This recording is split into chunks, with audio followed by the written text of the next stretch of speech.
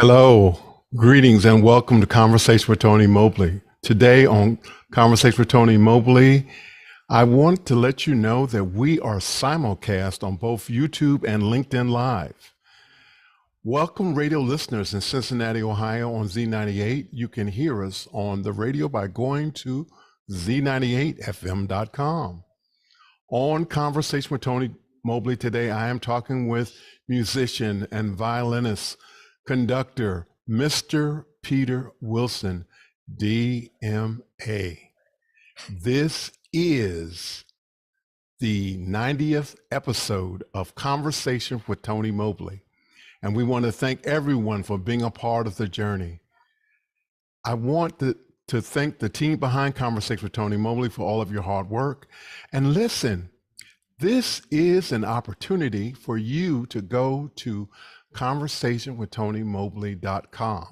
Why do I want you to go there? Because there is an opportunity for you to put in your questions in the Mukana chat.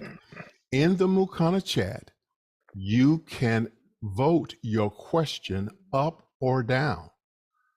Please go to the website, Conversation with Tony Mobley, register. And if you don't want to go there, then you can ask your questions in the YouTube chat.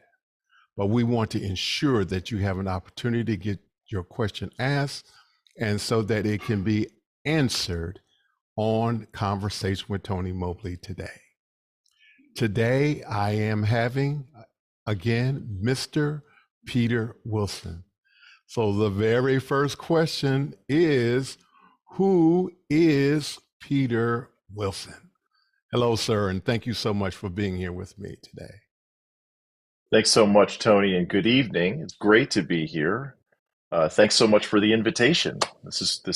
I'm excited to be here.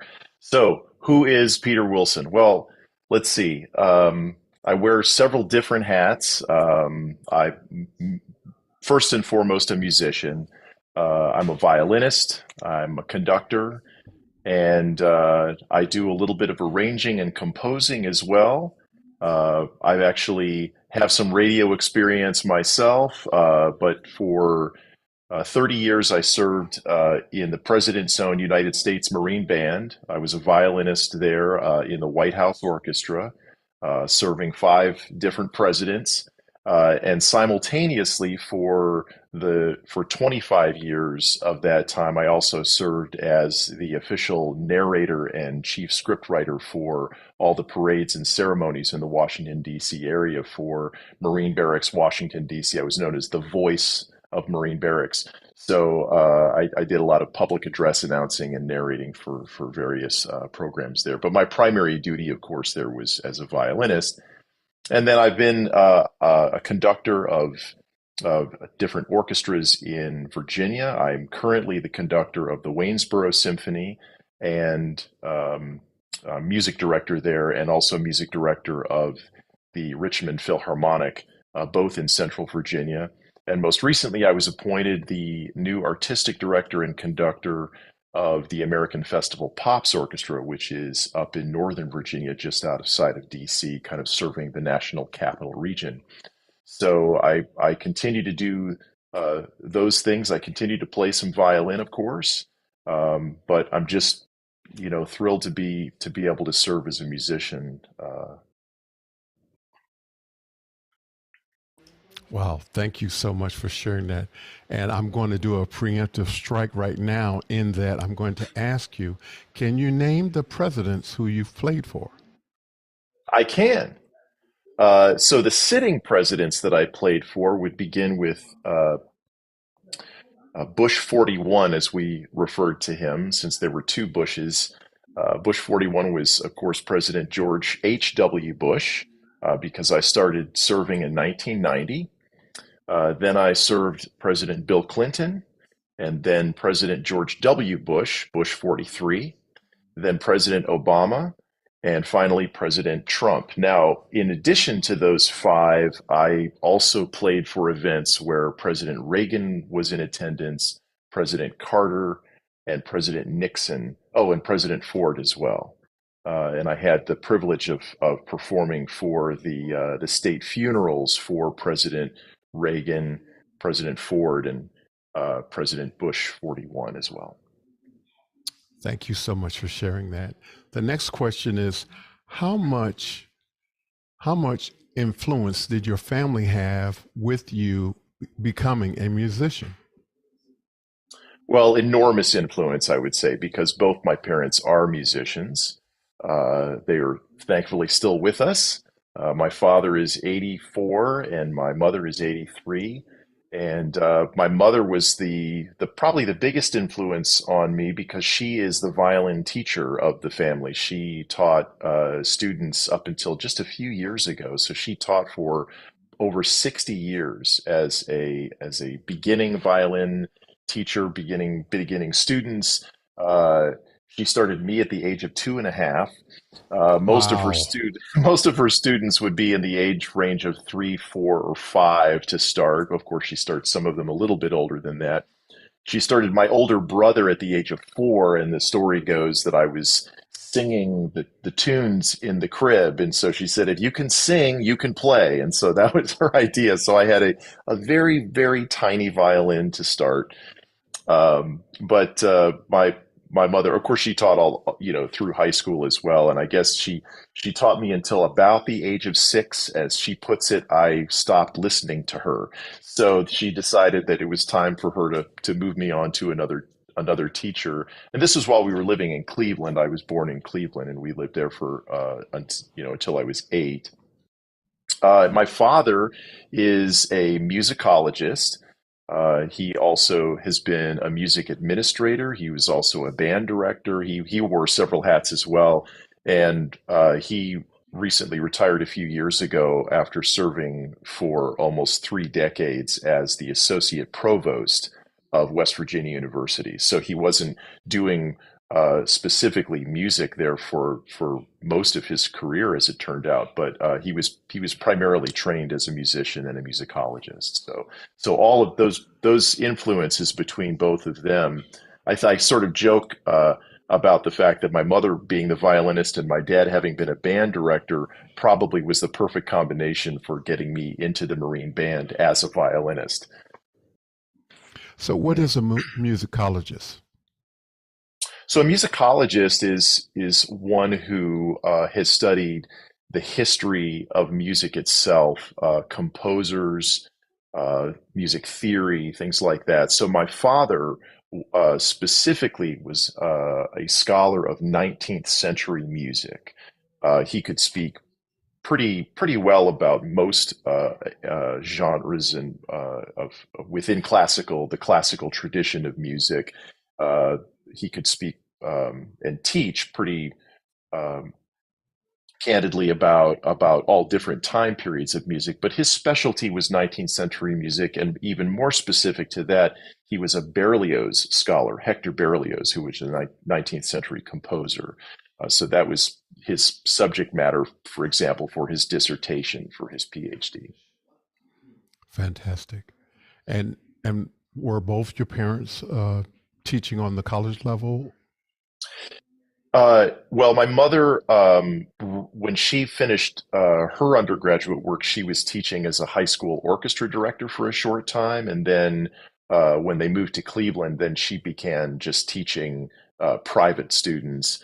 Now, when we moved to West Virginia, which is where my father had his first administrative job as the chairman of the music division at West Virginia, my mother taught in the what's called the preparatory department. So that's where the university itself allows for pre-college students to take lessons with someone like my mother if they wanted to take violin. So that's what she did. So she didn't teach on the college level, but she taught through the university itself.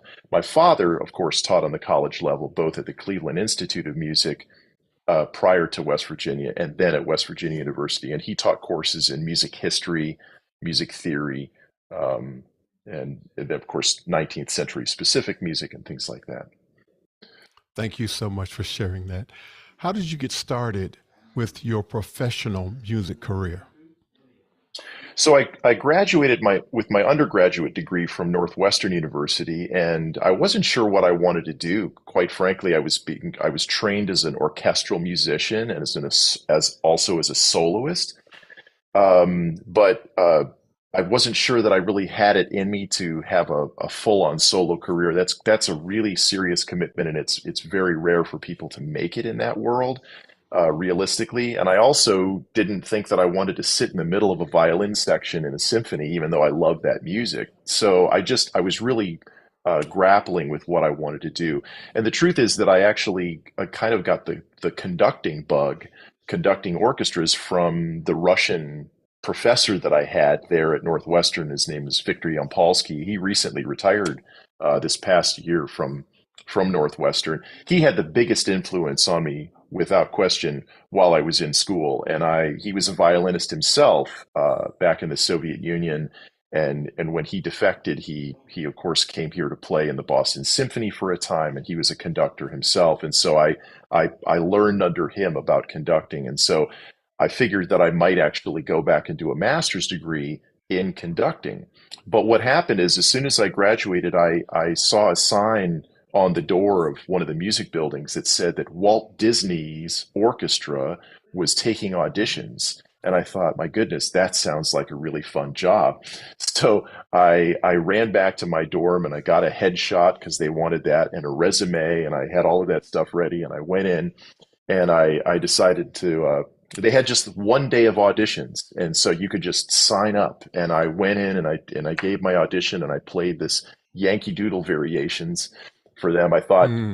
don't play something really classical. You should play something, really kind of fun and something that might be played at Disney. And it turned out it worked out. So I was hired. Um, I got a call a couple of weeks later that I was being offered the position as concertmaster of the Walt Disney Orchestra. So that was my first job right out of college. I went down to Florida in Orlando, and I had an absolute blast. I have to say, I was just tickled to be able to play this kind of music. Some popular music, Broadway music, film music, obviously Disney music. And I was just in heaven, I have to say. I'd been playing so much serious music my whole life, which a lot of it, of course, I loved, but I was able to actually kind of have some fun with the music and with the orchestra itself. And then while I was there, one of my dear friends from college, who was a tuba player, had gotten into the Marine Band at the age of 19. And we were the same age, but at this point now I was 21. He was in the Marine Band already for a year or so, and he called me and said that there was an opening for violin in the Marine Band. Well, I hung the phone up on him because I thought he was just playing a prank on me. I'm thinking, violins in the Marine Band? Are you kidding me? I'm not. There's no marching violins. So he calls me back, and this is before the internet, so I couldn't even look it up. He called me back and he said, "Hey, listen, I'm not kidding. It's the White House Orchestra. It's a specialized group within the Marine Band, and you would be basically playing at the White House, which is somewhat rare for members of the Marine Band, even though they're called the President's Own. Most of the members of the Marine Band are doing, concerts and parades and ceremonies and tours and things like that. There's a very small group of people from the Marine Band who actually play at the White House. And so that would include the string players, pianists, a harpist, some combo players, as we call them. And of course, when the orchestra plays, then certain woodwinds and brass and percussion from the Marine Band will play with the orchestra. But the orchestra is somewhat rare in the scope of a year of performing at the White House. The ensembles, the small ensembles like string quartets and solo violin and solo piano, typically play most of the jobs at the White House. So I was like, I'm all in. When's the audition? It was at the end of that summer of me working at Disney. So I flew up to Washington, D.C. and gave my audition. And a couple of days later, I got the call, and my whole life changed. And so I went back to West Virginia to enlist in the Marine Corps, and then I reported directly for duty in Washington. And you go through a special orientation program there because you're assigned for duty specifically. We can't be sent to combat or anything. So that made my mother was pleased about that. She was a little nervous that I was joining the Marine Corps. But it's very specialized service. So A mother's love and a mother's concern. a mother's love, exactly. I had bright red hair, and they took me. The recruiting station took me down to the barber shop and shaved my whole head. I came home, and my mom started crying. So you can imagine it was a little alarming at that time. But at the same time, I know my parents were proud that I had gotten a job in music, which is not a guarantee. There are few jobs in music as a performer, and I was lucky enough to get one of those positions. And I loved it in the Marine Band because it there was such variety with what I was able to do. We have a chamber orchestra. I was playing small ensemble things. I was able to play solos. I was able to arrange, and I also led our rock band that we had in the Marine Band that we would play on the south lawn of the White House during summers for picnics and that sort of thing. I got to lead that group, which had started as a country band for its first 15 years or so. And then when President Obama came into office, he came up to me and said, "Hey, I really love this group. You guys are really dynamic. Would it be okay if you added some pop, rock, and R&B?" And I said, "Yes, sir.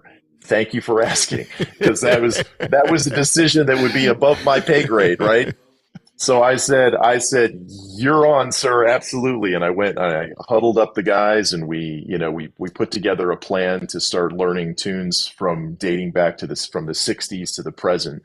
I systematically picked out a song from each decade, and then we learned every couple of weeks new ones. So we were doing James Brown, and we were doing Maroon 5, and Bruno Mars, and Eagles, and you name it, everything in between. So it was a lot of fun to do that. So I was able to wear a lot of hats within the Marine Band, and it just kind of made me a more complete musician, I think, through that process, and I really enjoyed that. Well, thank you so much for sharing that. I'm going to take this time, Peter, to ask our audience if you have questions of Peter, please ask your questions at this time. This is a great time to ask your questions. And while we're waiting for those producers to ask their questions, I want to ask you another question, Peter. Besides President Obama, have any of the other presidents made requests of your music? Oh, that's a good question. So early on in my career, I was playing, around close to presidents and things like that, but I didn't have a leadership role per se, so I wasn't doing as much uh, direct interaction. I became the string section commander in 2007, which was about halfway through my career. And so there I was having more direct contact. At that time, it would have been President George W. Bush, 43. So I was getting to know him a little bit better, and then I knew President Obama pretty well through those 8 years, and then President Trump. So as far as special requests, that would be the one I just described would probably be the most direct request that he had that would actually change the makeup of of that ensemble, which is a pretty significant thing. In fact, when that country band was in existence, it was just a six-piece band. And when President Obama asked for that genre change, if you will, of playing, expanding, because he said he liked country music too. He wanted us to continue doing that, but he just wanted us to add more. I thought, you know what, we need to add a few more instruments. So I had us add a saxophone, a trumpet, and a trombone. And of course, those all came from within the Marine Band, so we didn't have to audition any of those people. They just, picked a couple of guys that did that sort of thing well, and we were able to change that genre. There was a request relatively early in my career by President Bush Senior, 41, who, when he heard that country band for the first time on the South Lawn, he immediately invited us to play for his daughter's wedding, which was a week later at Camp David. So, of course, already had tasked the Marine Band Brass Quintet to play in the chapel for the ceremony. We already had our big band, our dance band, was already going to be playing for the reception for that wedding. But he loved this country band so much, and of course, the family is from Texas, so naturally that would make sense. And so we were added on to the docket basically. And so we set up at the pool there at the cabin there at Camp David and played country music at the end of the dinner for a period of time. So that was kind of a thrill. So that was a special request, I would say. Um, the probably the last significant request that I got from the White House musically that impacted me was I got a call from my colonel, our commanding officer, uh, one night, a bit in a panic because they were going to be hosting the Islamic iftar dinner at the White House, which was something that had been hosted for several years, but under President Trump, his social secretary really wanted us to put a Middle East music ensemble in the grand foyer and play that music. And she had heard, I think, the Air Force band play a couple of pieces of Middle Eastern music at a dinner at some point. So this is what put the bug in her ear. So she called the Marine band because we're the in-house band at the White House, and she said, "I want a Middle East music ensemble at the White House for this Islamic iftar dinner." And our colonel was saying to her, this is not typical Western music. I mean, that's very ancient music. You don't even study Middle East music when you go and get a degree in music. If you get a degree in classical music, you go back to maybe some Renaissance music to be, that's about as far back as we go. Uh, Right. so this was a pretty tall order, but the fact that she'd heard another group play this from another service band was all she needed to say, well, I know it can be done. So if you can't do it in the Marines, we're going to call the Air Force. Well, you know what happens then. My colonel decided, I was sort of known as the utility violinist, and I was, the guy that would put, kind of the troubleshooter. So my colonel called me late at night and he said, "Pete, I'm in a bind here. If we don't do this, they're going to give this to the Air Force band." I said, "Sir, I'm on it. Just give me 12 hours." And so I stayed up that entire night and I did all this research online. And thank goodness for YouTube, right? I was able to find Middle East music ensembles. And what's great about this is that even though that kind of music actually has some ancient instruments in it that not many people play, but one of the instruments that they actually do use that we have today is the violin. The violin is one of these instruments that's kind of universal, and it appears in many, many cultures around the world, plays all kinds of styles of music. And so I was thrilled to be able to go online and try to mimic some of these different sounds that were different from classical playing. And I started transcribing these pieces. And they were telling us from the White House that there were going to be 54 countries represented, one person from each of those countries that were these Islamic Middle Eastern countries. And they wanted us to Right. provide as much music from each of those countries as possible. Well, I had a theory going into this process thinking that I'll bet that most of this music is so old that it's borderless, that it has nothing to do with the borders that we now The know. regions. Right. Yeah. Right. So I wasn't so worried about the countries we would be representing. I figured as long as I pick a bunch of music that kind of sounds different from each other, so it doesn't sound like we're playing the same piece all night, that was my goal, and I was able to do that. And so we went in, and I picked a clarinetist because I thought there's a clarinetist in the Marine Band that plays a lot of klezmer music, which is similar to Middle Eastern music. And so, these styles kind of emerge from from the same areas. And so you've got some Indian music, you've got some klezmer music, and then this Middle Eastern music. And so we did kind of a blend with that. I found a percussionist that knew how to play some stuff, and a bass player and an accordion player, because there's a thing about the accordion that has the buzzing sound in it that's very similar to some of the ancient instruments that are in Middle Eastern music. Sorry if I'm rambling on this, but in any Well, event, I'm just going to say, Peter, you got us on our toes now. Everybody's waiting. Everybody's well, how did it so come out? How did it so come out? so we get over there, and I was on this was on 2 days notice, mind you, and so I was like 2 days of no sleep. I literally didn't sleep. I was up all night writing these arrangements. My colonel told this story at my retirement ceremony, which was sort of funny. But we get in that foyer, and by the way, he told us, look, the social secretary said you only need to play an hour of this music, and then you can go back and play some, other pieces that, maybe some American pieces and things like that. I said, okay, great. So I worked on getting an hour ready. And I knew that we would stretch these by doing some improvisation because that's also inherent within Middle Eastern music. And so I had the best guys that improvise. And Okay. so, we all get into that. So we're doing this and we played the whole hour. We get all these leaders of all these countries come in, and it was uncanny, Tony. I'm telling you, these one person came over and said, "Oh, I know that tune. That's from my country." And I thank you. And then they left. And another guy comes over during the same song and said, "That's from my country."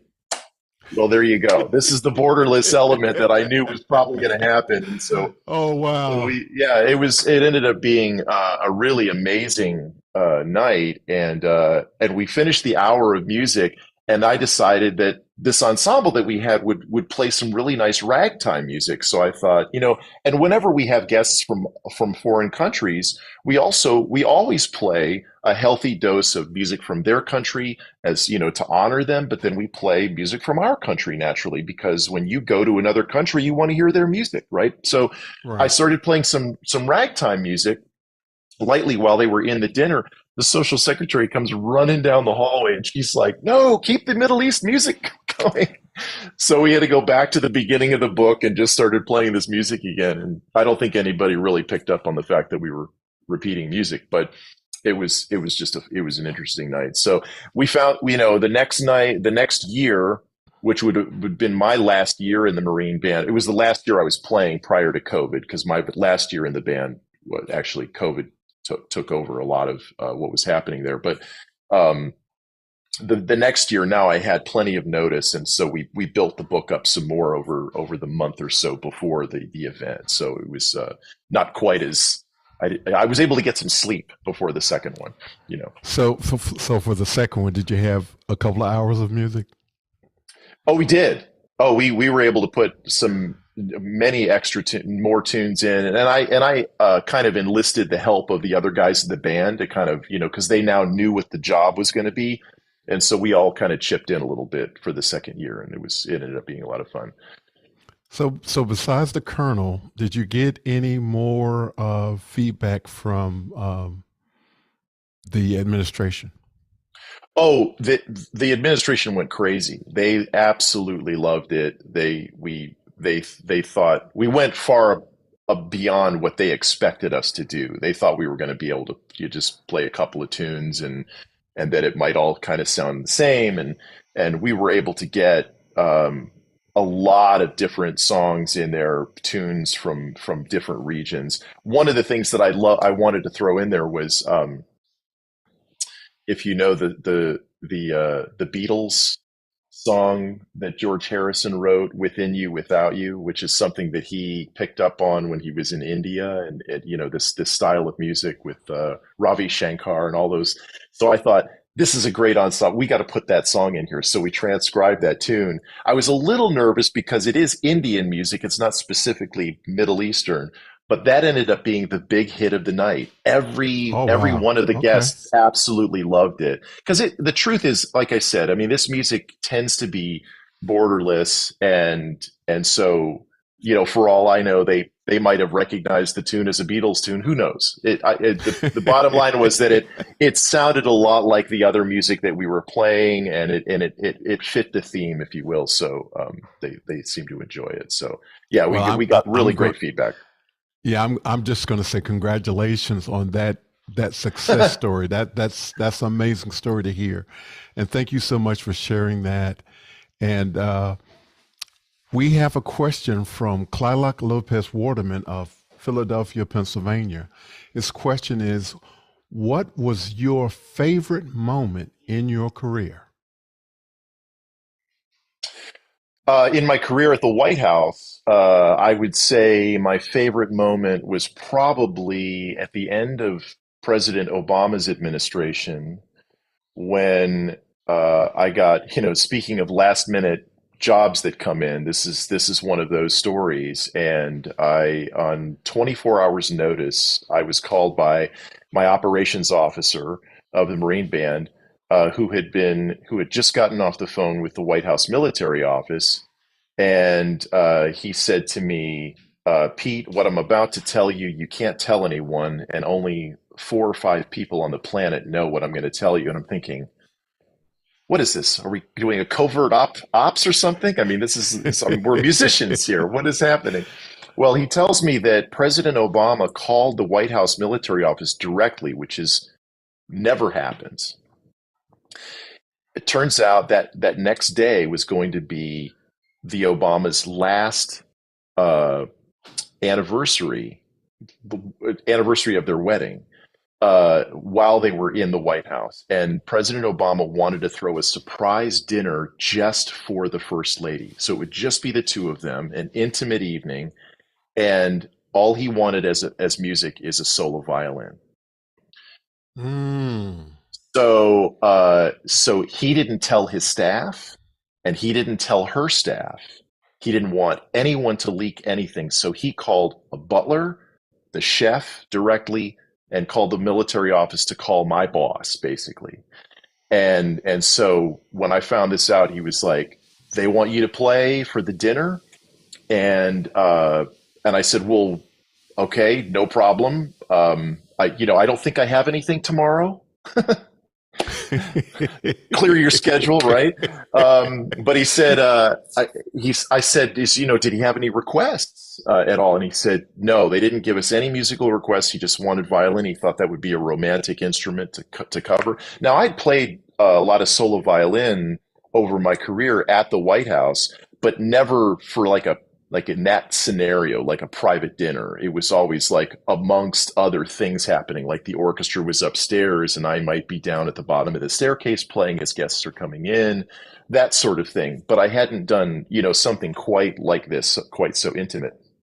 And so he said, we can't call him back. So you're just on your own. Do whatever you do, and show up at 6 o'clock at the White House. I was like, okay. Wow. So I went home that night, and instead of practicing my shtick, and I'd had a lot of experience playing in restaurants and that sort of thing. So I had a certain, arsenal of tunes in my head, and I'm a big film music buff. So, that sort of thing. I knew what to do, but I wanted this to be very romantic for them. So I was, picking of my repertoire. I wanted to pick very specific romantic music.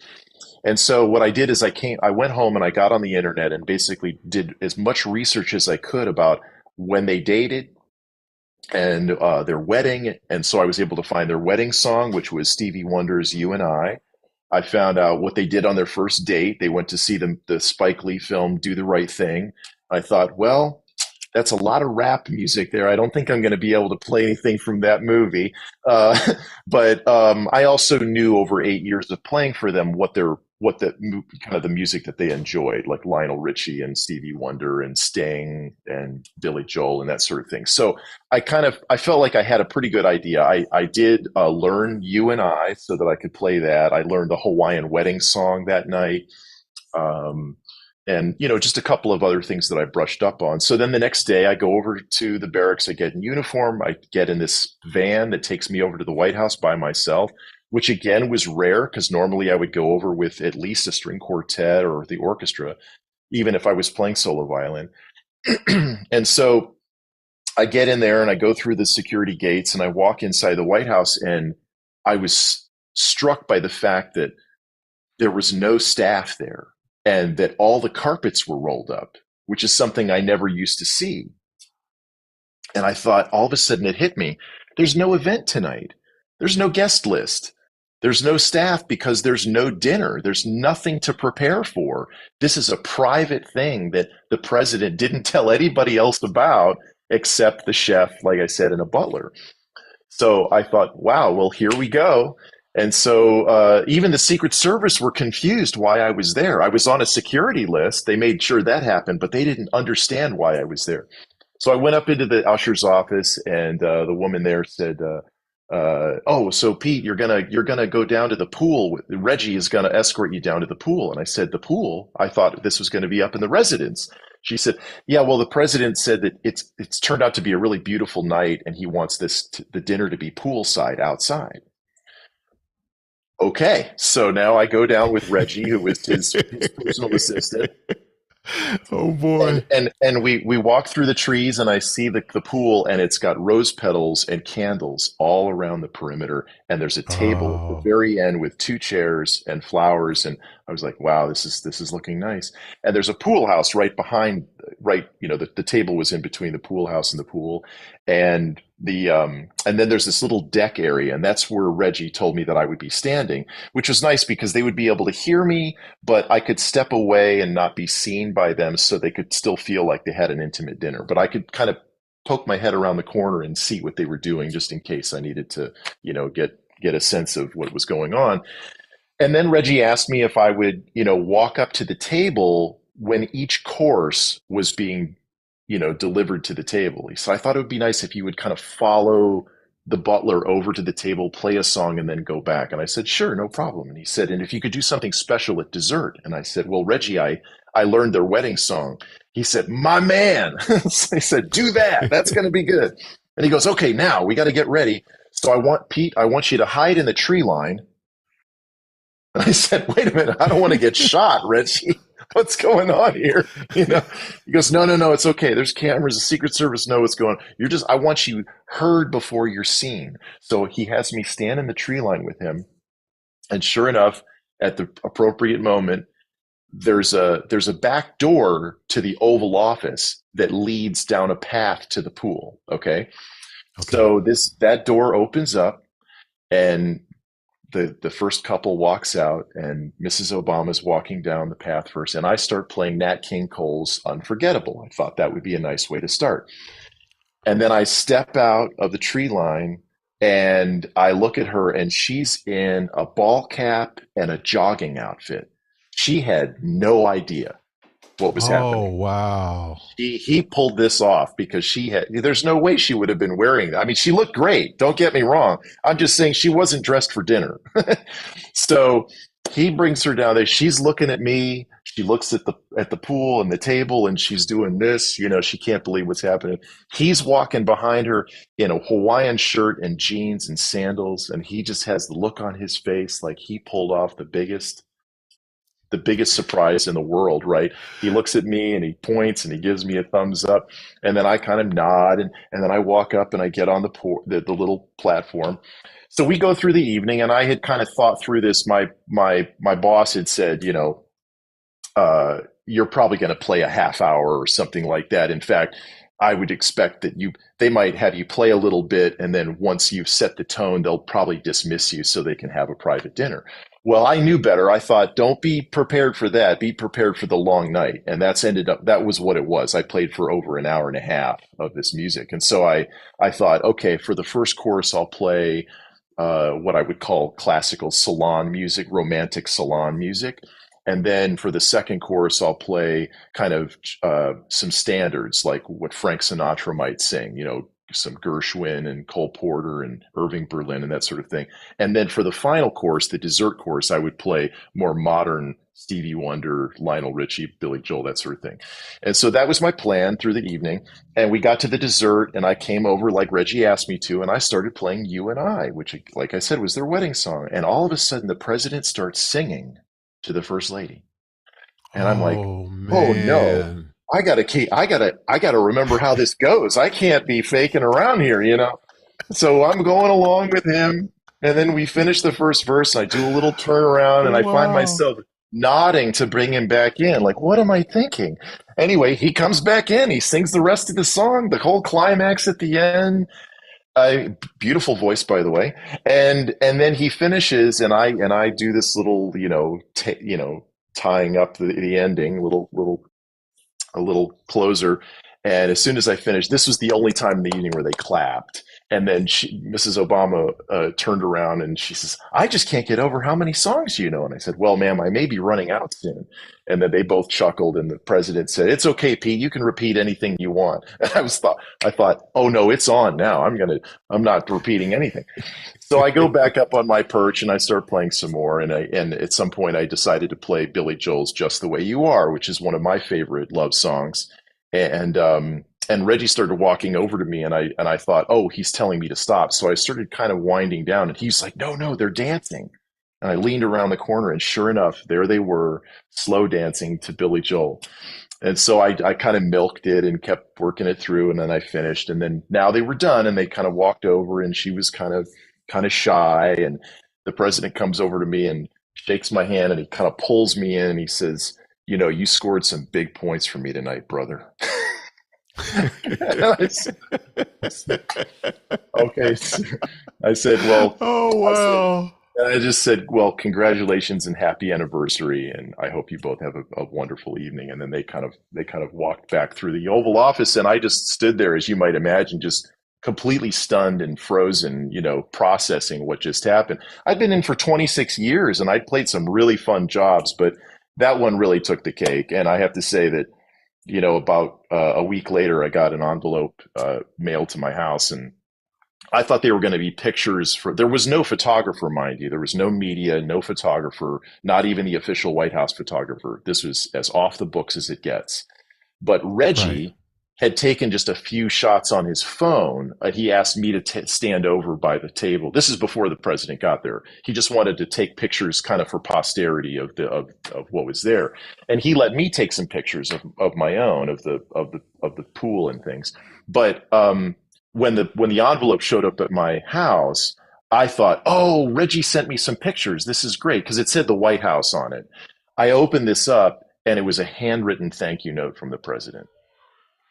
So, Oh, wow. I mean, just all class. It was just a wonderful, wonderful moment. So there's your answer. That would be my favorite job that I got to do in those 30 years. And I'm going to say, Peter, thank you so much for the extra effort that you did on that night. That's an amazing story, and it's just an amazing story. So thank you so much for number one for doing what you did, and number two for sharing it with us tonight. So thank you so much. I really appreciate it. You bet. We have a question from Mr. Lou Perez of Arizona. And this question is, after so many years of being in the Marine Band for the presidents, what do you do now for fun? Oh, well, I do a lot of things for fun. I'm playing more golf than I did. I'm actually a late starter on golf. My three sons enjoy playing golf. They're the ones that kind of got me into playing golf. So I have a little more time for that. But it's funny when people say, "Hey, how is your retirement from the Marine Band?" Of course, and I say, I don't know what you're talking about because I feel like I'm more busy now than I ever was. So, of course, I'm conducting these three orchestras now, which I really enjoy.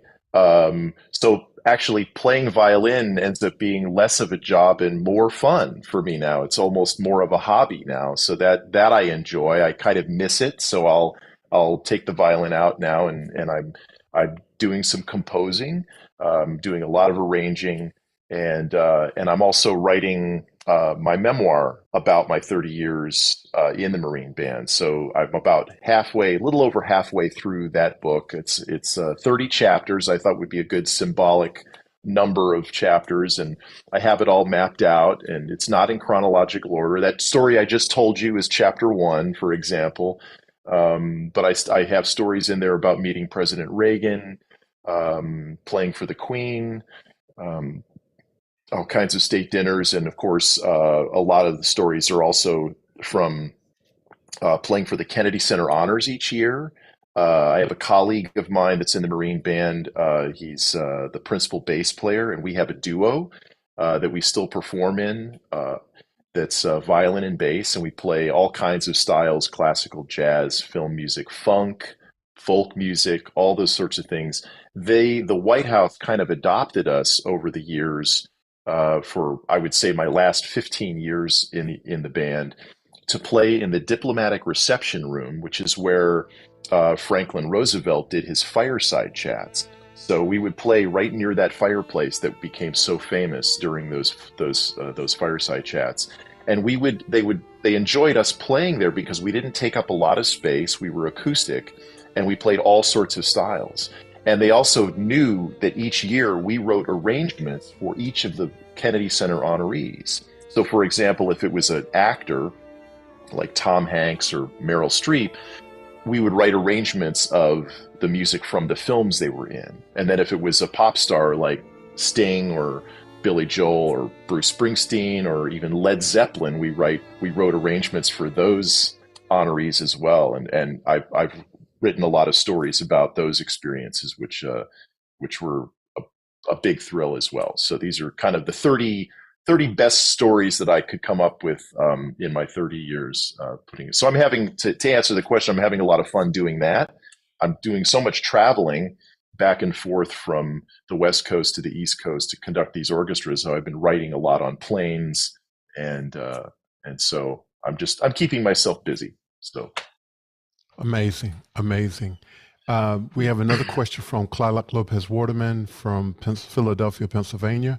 His question is, who is your favorite composer? oh my gosh, that's a little like asking a chef what their favorite ingredient to use in their meals. I have a few favorites. It's hard to deny the music of Beethoven. I think Beethoven is a fantastic composer, and so influential in all of the music that came after him. And he was so influenced by the composers before him. He's sort of this central figure, I feel, of composition. But I'm in the middle of preparing Gustav Mahler's Fifth Symphony, which, if you've heard of the movie Tar, that was just up for an Academy Award, this is the central piece that's featured in that film, is Mahler 5. And I have the privilege of conducting that right now with the Waynesboro Symphony. So, it's one of those things where when you get so immersed in a particular composer, they tend to be your favorite at the moment, right? People ask me what my favorite music is to listen to, and I'll say, well, it depends on what mood I'm in, just like anyone else, Mm, probably. I kind of have an affinity for love songs. Like I really enjoy listening to love songs in the car. Um, and but I'll also put on the classical station, and depending on what is playing, I'll certainly listen to it. Uh, I love the music of Korngold. Not necessarily a household name, but Korngold. Some people might know Korngold's music because before John Williams, the great film composer, Korngold was sort of the grandfather of the modern film score. He wrote 21 films, including the music to the Errol Flynn movie Robin Hood. So hmm a lot of people would know that music if they knew that genre of film. But Korngold himself was a fantastic composer of what we consider classical tradition music. And I love his chamber music. That's the music that he wrote from the age of 12 to 16 or so. He was kind of like a Mozart in that way. He was just a genius early in his career. And he basically tried to, escape Nazis and the war and everything to come over to the United States. And he was a big fan of writing opera, classical opera. And so because of the fact that he had to pick up and move, and he couldn't write that anymore in order to make a living, he got into Hollywood, and he decided that he would write film scores. So he's another favorite. I love Shostakovich, um, Mendelssohn, a lot of favorites, but Beethoven would probably be number one on that list. Okay, and we have another question. Please talk about your latest professional performance. So, my latest professional performance would be with the Richmond Philharmonic. I conducted a concert this past weekend, and that was on Sunday in Richmond. And this was a lot of fun to put together this concert. It was called American Masters, and it featured some of the great American composers, including the great black composer William Grant Still, who was known as the Dean of Afro-American composers. And we performed his Afro-American Symphony, which is just a fantastic symphony that incorporated jazz and blues. It was written in 1930, and Wow. it prior to 1950, it was the most performed symphony by an American composer of any race. And so it's one of those things where you ask yourself, why was this music put aside? And we can have a lot of theories about that. One of which I think is that American conductors, drove the train as far as what programming was going to be for concerts, and unfortunately, minorities and women were often excluded in the middle part of the century, sadly. But the good thing is that now this music, this great music by all of these composers, minorities and women, are really getting their fair share of exposure now, and appropriately so. I mean, this is some great music. You had a great woman composer on last week with Elena Ruhr. I mean, I love her music, and so it's really important that we continue to feature this music. So William Grant Still's symphony, Afro American Symphony, it's so enjoyable to listen to. And the audience really enjoyed that very much. And then we played a little bit of John Williams. We did the music from Close Encounters of the Third Kind, one of my favorite of his scores. And then we did Aaron Copland's Quiet City, which is just for strings and solo English horn and solo trumpet. And it's just a sublime work. And then we closed the concert with George Gershwin's tone poem, An American in Paris. So these were Mm. the American Masters we did. I threw in a little encore at the end that wasn't in the program, little John Philip Sousa.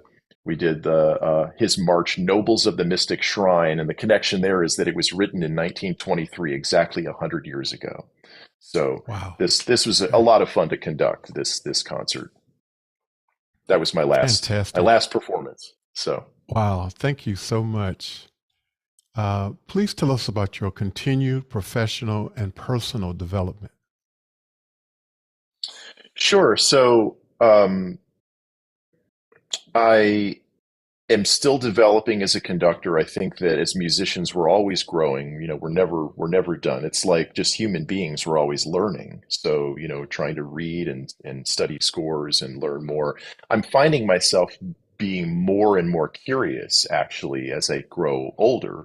And when I retired from the Marine Band, I think I was so focused on the mission that we had at the White House, and I was writing a lot of arrangements and trying to craft the music that was necessary for any particular job that we had, that while I was doing research on all of those things, I wasn't able to do perhaps the curiosity element, the fun side of that, until I was able to retire and kind of sit back and look more deeply at this music. So I'm finding myself really enjoying studying scores and doing the research on the composers and what they were going through in their lives while they were writing, because that's an important factor to decide how, what your interpretation might be and what the composer intended, because that's ultimately what our job is as musicians. If we're recreating this music that's written on the page, we have to take all of these factors in, knowing who the person was, what they were going through in their life, and try to give the most authentic performance as possible. So in terms of my development, that's really what I'm trying to perfect. I've been doing some composing, more composing than I had while I was in the Marine Band. So I've written, for example, a set of descants and duets for violin to be paired with each of the preludes for solo cello that Bach wrote from his suites. And so I created these duets and have recorded them recently. Um, like as I said, I'm of course writing my memoir, so that's a lot of fun to kind of get all of these stories down on the page.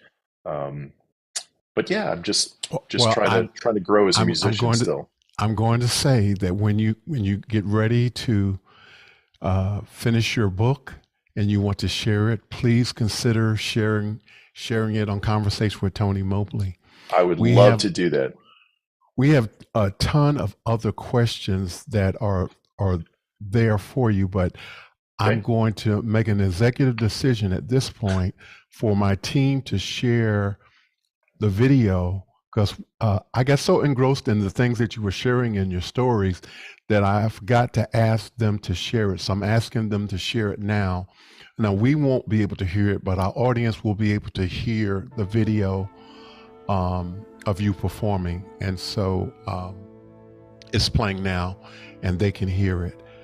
And so I wanted to make sure that we got that in because um, it's almost time for us to end, but I wanted to make sure we had got that played before we ended our conversation tonight. Do you know And which performance this is? this is the first video that you sent. Okay. So this is probably Schindler's List, This which is is the second one with the very crystal clear video. I'm probably in a red uniform.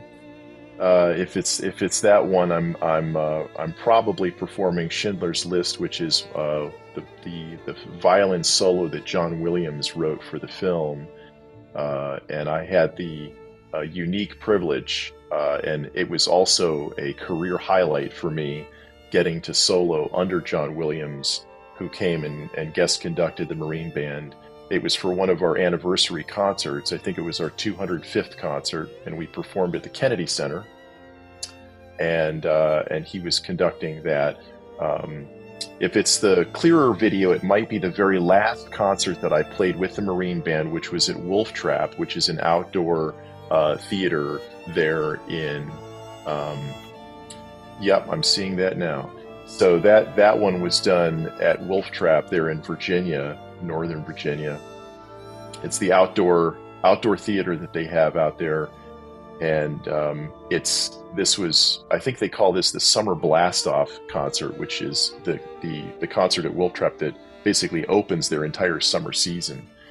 And the Marine Band usually ends with the 1812 Overture, and they do fireworks and everything. So that was the last performance that I gave as a soloist with the Marine Band back in 2019. And I played the Schindler's List theme, and I also played a Yankee Doodle Variations theme, and that was all.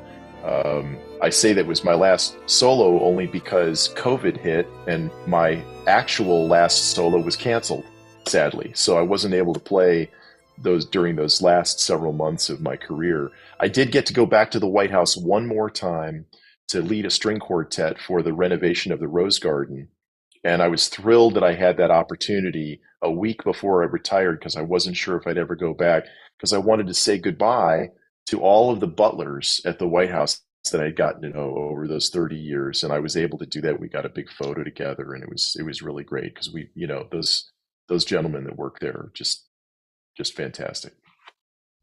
Okay. And so our final question is, you're speaking to the world. What do you want the world to know? Oh my gosh.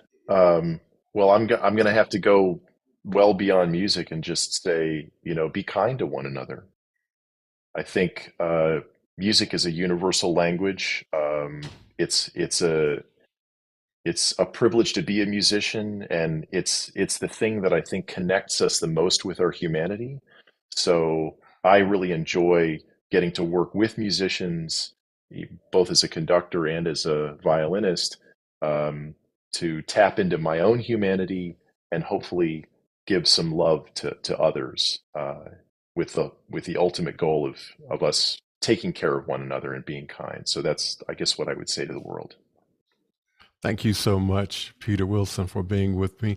I had tons and tons of other questions and other things that I wanted to ask you about. So we definitely have to get you back. And we I certainly would want to love to get you come back back. when you're talking about your book. So we want to say thank you Okay. so much again. And we wanted to let everyone know, thank you so much for watching live on YouTube and on my website, Conversation with Tony Mobley. Conversation with Tony Mobley is produced by valued audio-visual professionals who meet daily on Office Hours Global, hosted by Alex Lindsay. Thank you, Z98 FM, LinkedIn Live, and YouTube. Conversations with real people.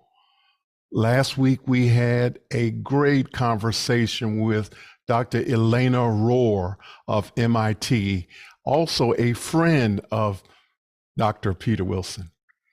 If you have the opportunity, we ask you to go back and look at the 90 plus episodes of Conversation with Tony Mobley. We think you will find something that you like and hopefully it's helpful. Conversation with Tony Mobley can be heard on 98fm.com. Our audience in Cincinnati, Ohio. Thank you, Taylor Sonderhouse and the team behind Conversations with Tony Mobley for making this happen. Thank you, Dr. Peter Wilson, for our conversation today and for doing the work, doing and being the person that you are. Thank you so much. Next week, Ms. Yolanda Barton, the founder of Revere XR. If you are interested in technology and virtual meta, you definitely want to be here next week. Conversation with Tony Mobley will continue with very interesting people. Thank you all so much for being here with me today. Take care. Good night. God bless. Goodbye.